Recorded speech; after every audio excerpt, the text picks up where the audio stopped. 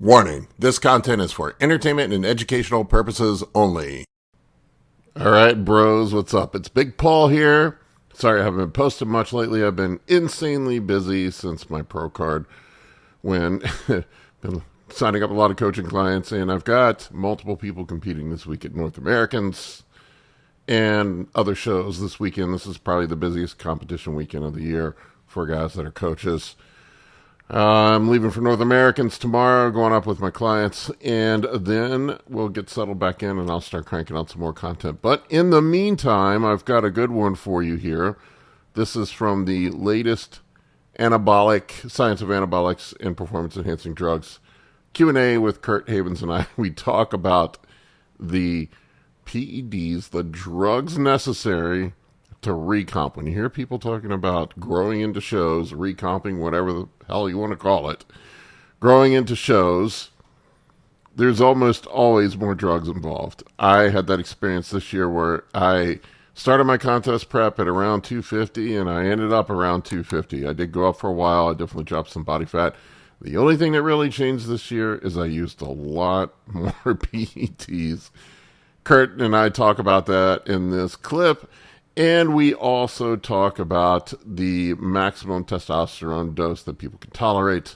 There's more of it if you're a member of the Anabolics e-course. It's up on the website. I loaded it up there yesterday. So if you want to check it out if you're a member. Also, we have a sale going on the Anabolics e-course for Labor Day. 20% off for anybody who wants to pick up the course now. I am going to put the code in the video description below, but it is Labor 20 if you want to pick up the course. I hope you enjoy this clip. We'll dig into it in just 1 second.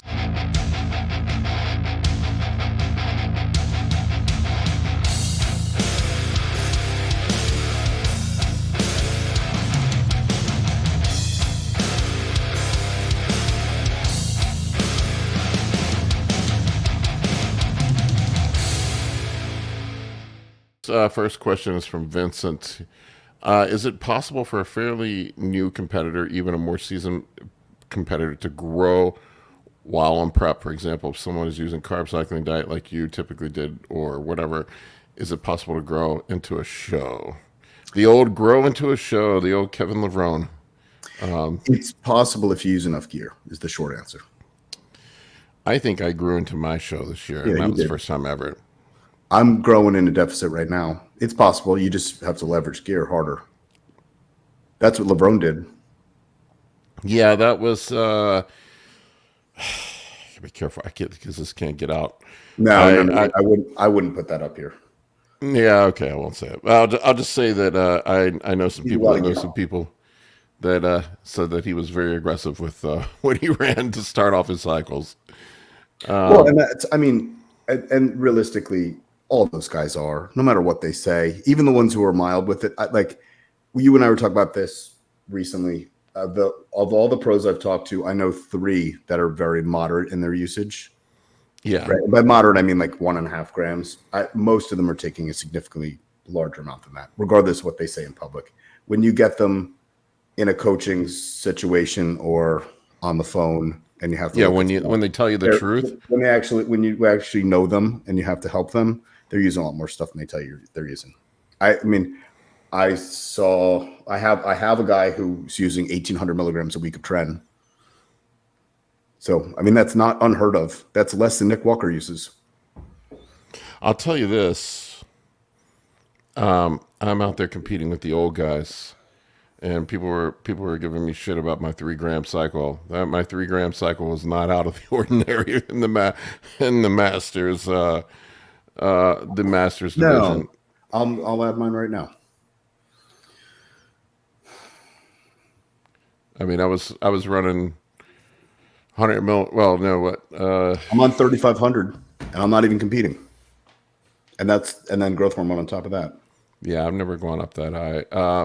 I did a gram of test, a gram of Primo, a gram of Masteron on contest prep, and then I threw in the Winstrol at the end when I dropped the injectables. But yeah, it gets real out there, people. I'm not saying that's what you should have to do. I know Chase is going back and forth with a pro saying that guys don't use that much. And I know the guy, the pro he was going with, I know he doesn't use a lot, but he's living in his little world where he doesn't talk to other people, I don't think. And I think guys are not forthcoming with it unless, you know, you're a fellow person who, I don't know. I don't know if it's embarrassment or if they're just trying to hide it or if it's just keeping it secret. The guys seem to be more open about it now than they were, but yes, long story short, if you want to grow into a show, you got to run a lot of shit. Yeah. And really, it's most likely going to be Tren is going to be used heavily for that, for most people. I know you didn't use it this time. Yeah, well, I know Tren has some special magic when you can actually grow tissue in a deficit. Yep.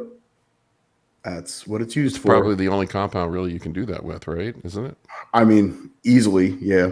I mean, you could you did it with Primo, right? Yeah, it could be Primo done. I mean, if your diet, the thing is, your diet has to be on point. Your diet was on point. Yeah.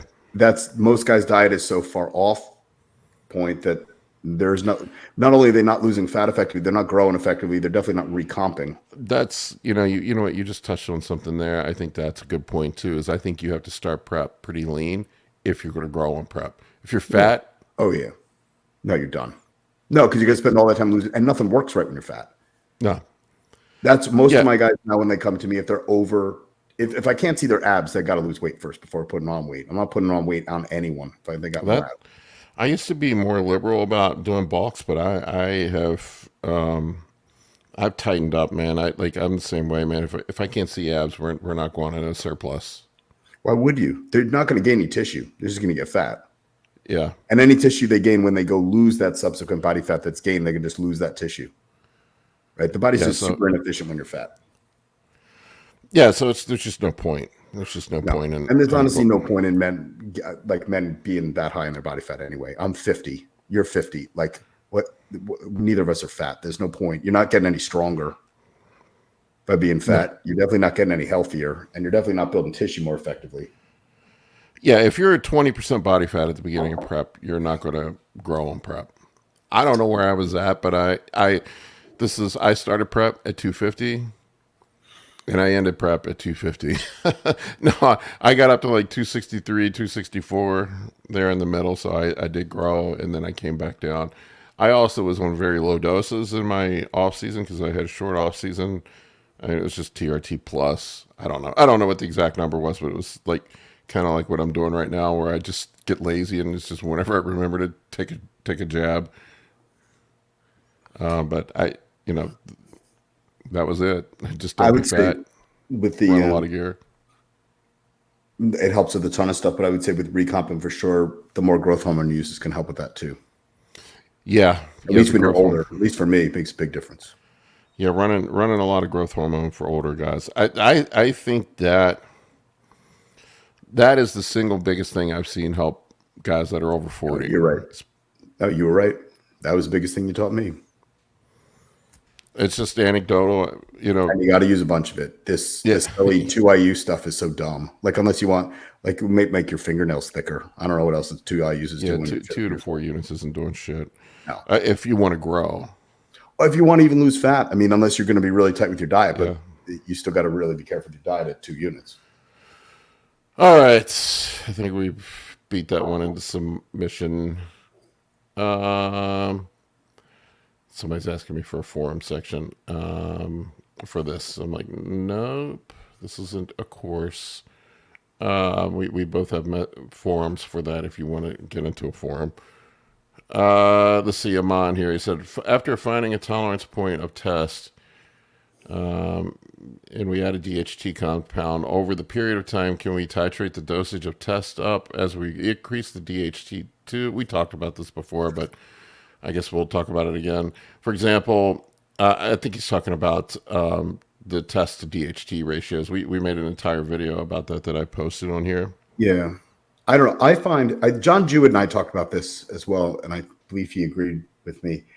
We both found you kind of have a tolerance for testosterone that you develop early on in your cycling. There's kind of a ceiling for most guys with test where it like becomes not effective anymore. Yeah. And I personally haven't outgrown that. I have a very high tolerance for steroids, but I don't. my like 12 to 1500 is like kind of the top where test maxes out for me. After that, it's just sides and I'm not sleeping.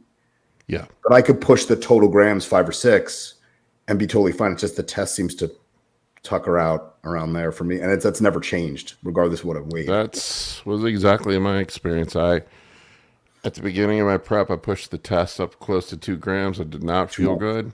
Yep.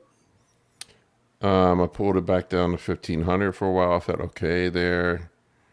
It was 50-50, half test, half DHT derived compounds. And then I settled in like for the last half of my prep at a gram of test, a gram of Primo, a gram of Masteron. I think I would have liked to run my test a little higher if I were trying to grow, but that was perfect for contest prep. Yeah, and realistically, depending on what else you're mixing with your test, testosterone isn't like the most avid binder to the androgen receptor. So there's a lot of other things that are going to bind more firmly. They're going to get the job done in its place. You don't necessarily need to leverage a shitload of test if you have like the whole. I feel like we've flip-flopped, and I think the right answer is probably somewhere in the middle. We've gone through these things where it was like 10 years ago, it was like high trend, low test. Remember this, like GH15? Yeah.